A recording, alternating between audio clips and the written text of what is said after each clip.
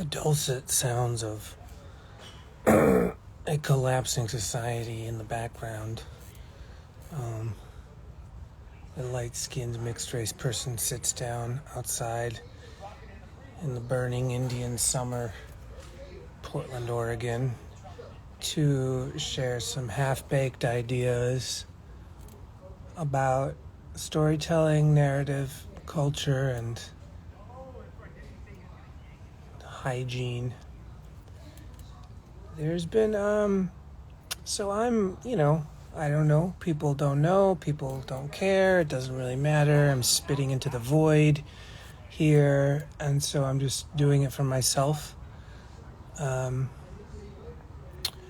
wanted to talk more about storytelling, decolonial storytelling or decolonial theater, and sort of expand upon some of these ideas, some of these practices in a way that is not polished or not refined because of the context that I'm actually in, my own life context.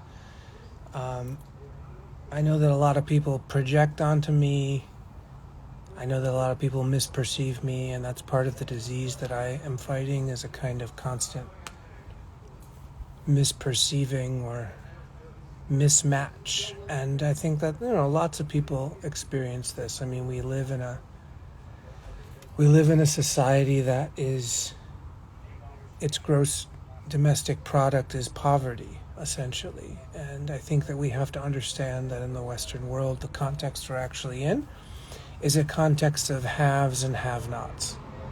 And until we approach this in a way that isn't just gaslighting ourselves or each other about that reality, and isn't just sort of replacing addictions about that or how to cope with that, I don't think we're going to get very far at all. I think that our art is essentially a kind of echo chamber sometimes, an echo chamber that is co-opted by elites and people with power. And unfortunately, that is sort of the world we live in. That's the dream that we're in. And death is the escape of that dream, or is the freedom that we seek from this nightmare that we are constantly subjected to. And that's not an endorsement of a kind of dualistic narrativization of our specialness or some loophole justification so that you can keep picking the scab or biting your nails or pretending to be a victim or something like that. Like, no, that's not what I'm saying. But I have to say all that every time because the audience is stupid. And maybe you're not part of that stupid audience, but on a general level, I'm recognizing the severe miseducation and ignorance of the audience in terms of how we as authors, creators, creatives, artists, like we are always engaging with an audience that essentially misinterprets the vibe. And the way to be successful in this world is to cater to an audience. And unfortunately, that is sort of like a slippery slope. And so I just wanted to talk about some of these ideas in regards to how we might start to decolonize entertainment and storytelling and narrativization, while also recognizing that on some level we are essentially doomed from the start. It's an impossible task on some level. So let's talk a bit about this idea, this word, decolonization, recognizing that the efforts of actual decolonization are always met with oppression and violence. We see it in the West Bank, Gaza. We see it in Native Americans. We see it in the global South, that all attempts at decolonization are oppressed, and those decolonization activists are called terrorists. So even if we're here in the global north wearing light skin costume, but really we want to see decolonization, and we're trying to decolonize our specific realms of creativity or art or the kind of vocation that we do, we are going to be met with violence. Because what we are doing is essentially deconstructing colonialism. That's what decolonization is. It's a deconstruction of the colonial normative indoctrination that requires poor people to exist as some form of slavery or some kind of false moral justification in order for some other people to have much more hoarding of resources than they will ever need in order to feel safe. That's colonization, and that's happening everywhere, not even just in the white world. That's just happening wherever there's a kind of colonial domination project, even if it's from within a community. You can basically be a colonizer in your own community by accepting certain ideas of domination and hierarchy as normative, and eugenics as kind of like there's like codes for health and all of this kind of stuff. So again, we're kind of doomed from the start to be alienated and to be labeled as terrorists and scapegoated. And it's also not an excuse. Nothing I'm saying is an excuse to feel special. I don't feel special. I'm just sort of naming the reality we're in. I'm just describing the terrain. And all of this is still setting up the context because, again, the audience is stupid. And I can't assume that you understand the context the way that I understand the context. And so I have to keep explaining it from the beginning all the time. And it's a really shitty scenario that essentially is draining my chi. And, I'm constantly at the end of it. And I don't know when the end will come, but it will come. The end of my attempt to try to help will appear because I cannot help anymore on a certain level. I have seen that material resources are so inaccessible that we're essentially dealing with an audience, which myself included, that is constantly struggling to survive. And that struggle to survive changes the brain and the nervous system, and also changes what behaviors we have access to.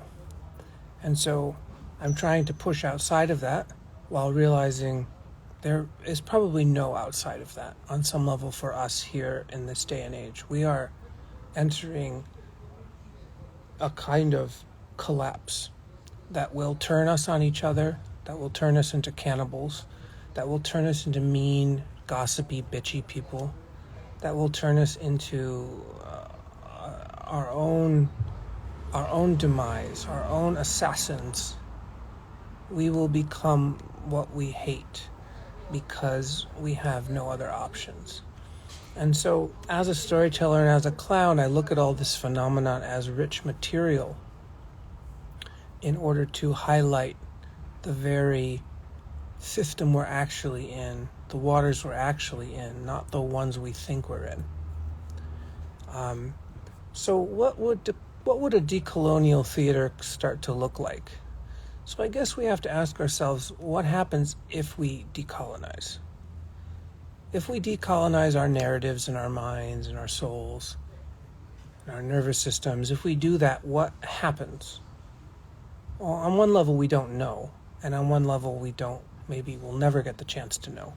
On another level, we can imagine that once we have decolonized our storytelling, our witnessing, our perception, we will kind of start to re-indigenize to a place. And that place will be different because we're all in diaspora now.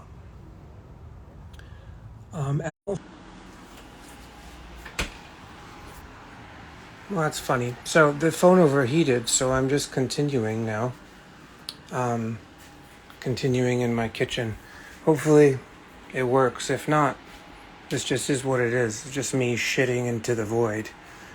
So where was I? So if we re-indigenize ourselves, if we re-indigenize our ability to tell stories, our ability to perceive in an interesting way, if we do that, and we're all in diaspora, sort of like what does that begin to look like? And I think, unfortunately, we don't quite know, but we have ideas from indigenous theater. In indigenous theater, there is a sort of linearity to the ceremonial rituals, which are also narratives. And they repeat themselves and they're cyclical, and they sort of do a function other than merely entertainment. And I think that's sort of the route we start to have to go. And what ends up happening, though, is you run right back into the problem of the audience being stupid.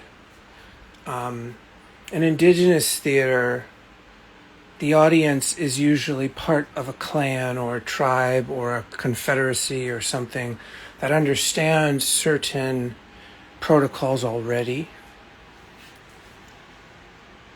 which would mean that much of the theater that we would want to make would require some kind of teaching component to de-stupidify the audience. Otherwise, the audience is coming in and they will sort of unconsciously disrespect the story or the narrative merely because of ignorance or because of reaction, because their own entrenched, indoctrinated belief system would be threatened by the other narrative that's being performed. So already we have a major roadblock to being able to practice this kind of storytelling, because you do need an audience to practice this kind of storytelling, but you need an audience that is not closet spy or a kind of sleeper agent that will disrupt or destroy your experiment merely because of the subtle psychoactive nature of it. So there is a bind here. The first bind is that we need to practice because we have to practice how to be different together in this way, and stories are a great way to do that. Especially live storytelling is a great way to practice. How do we test out this other way of thinking, this other way of perceiving? So that's the first bind, is that we have a scarcity of opportunities to practice this kind of way, because we all know that it's really hard to find space, it's really hard to get an audience. It's really hard to find time in the busy world to practice together in a way that requires rigor and time and dedication and analyzation, and all of these factors is really difficult. And then the second bind is that we don't trust the audience, and the audience doesn't trust us, for good reason. I don't trust the audience whatsoever, at all. I have a deep resentment and contempt for the colonial mind and the colonial eye, and the way that it's constantly being told that it's the right way to be. And then there's the other side of the colonial mind, which is just the addicted mind, which is just babies being babies, toddlers with machine guns kind of vibe, where you just have discharge, catharsis, outrage porn, kind of shock theater, which is also just like, what are you doing? Like, this is also just colonial, but it's the colonial victim mentality of like, I get to act out because reasons. So these are the binds that I find myself in at the end of my rope, where I really thought I could collaborate. I really thought there was a social potential here, and I haven't found it. And I've been trying to help for 5 years, and I've just gotten to the end of the cookie jar. I don't find that it is feeding me in any way that is helpful. It's not nourishing. I just find myself being, this person who is against, who is really trying to understand but is against. I am against so much. I am against most of you because I don't feel like you're at the place where you can really even understand or participate in what I'm talking about. I know that's not true for everyone. Obviously, there's no guarantees and there's no universalism here, but I have noticed just the amount of work that it takes to catch yourself from falling into colonial traps. And I have to, I'm spending most of my time doing that and managing my disease, which is also a product of colonialism, which I can't hardly talk to anyone about because the disease itself causes a misprojection and a kind of triggering of people's insanity. That's the level I'm talking about here, where it's like being in a weird psyop all the time. And I'm so glad that I've been able to practice and have a life for 44 years that I really kind of don't think I should have had. But I also think that at a certain point, I can see why people give up. I can see why people commit suicide. I can see why it's a futile engagement on some level, and that this world is like a dream, and that death is the sort of answer to that dream, because this dream is really hard on the soul, and it doesn't provide a lot of nourishment on some level. We've gotten to a place where being alive is not a blessing. I just want to hear, say that out loud again, because I think it's necessary. We've gotten to a place where being alive as a human being is not a blessing. We have turned it into a curse, and that curse is unevenly distributed, which is why some people have much more problems in this world. Right now outside, there's homeless guys jibber-jabbering to each other, and they're both possessed, they're both crazy, but they're both just trying to survive. These are white men. These are white men who are the place you don't want to be and the place I don't want to be. But they are actually showing us something about the real world that is deeply problematic and deeply caused by us. We caused this. As a human species, we caused this. And I don't know if there's a way out of it.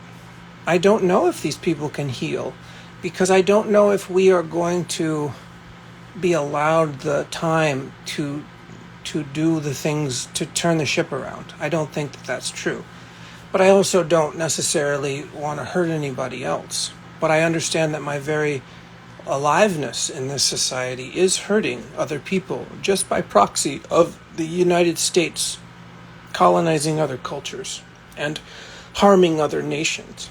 So on some level, I am a terrorist. I am a colonizer just by virtue of surviving by being an American.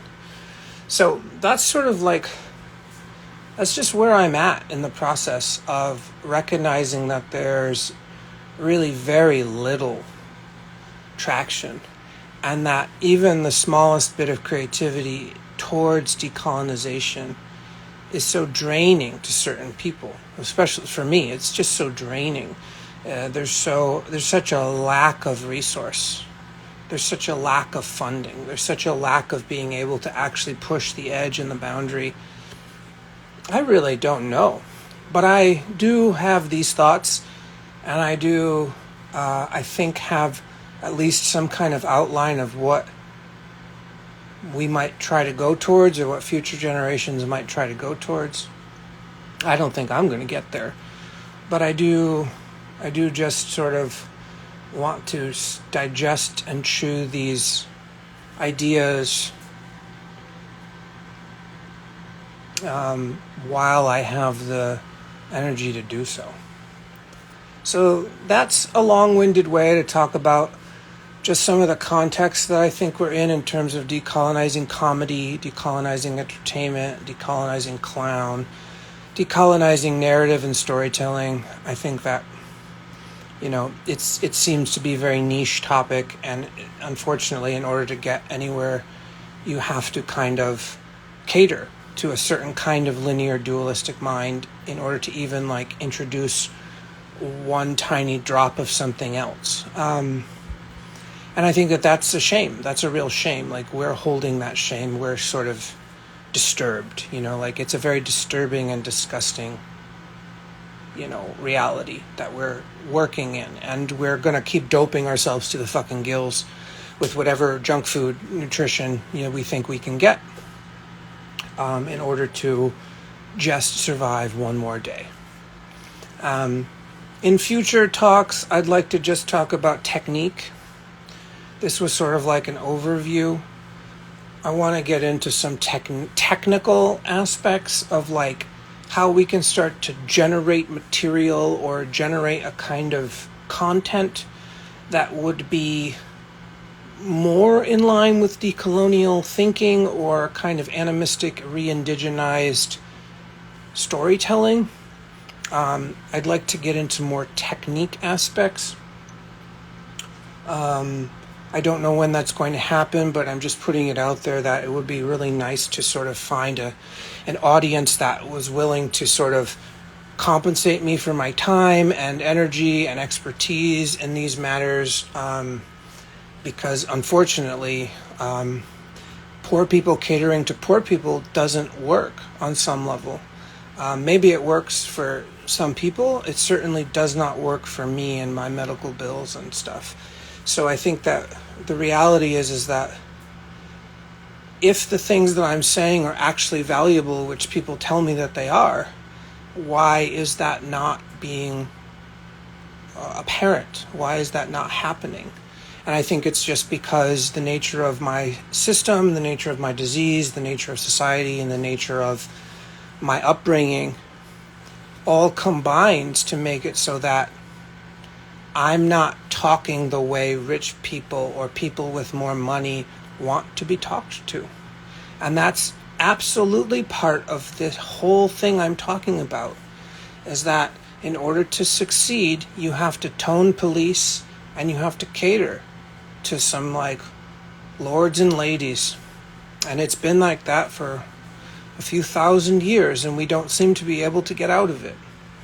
So I'm just curious if this is fucking going to be valuable and if I'm going to be able to receive the fruits of that value, or if this is just some kind of Van Gogh pantomime that I'm doing where, I'm not going to cut off my ear, but, I'm getting to the end of where it's useful to try to help or share.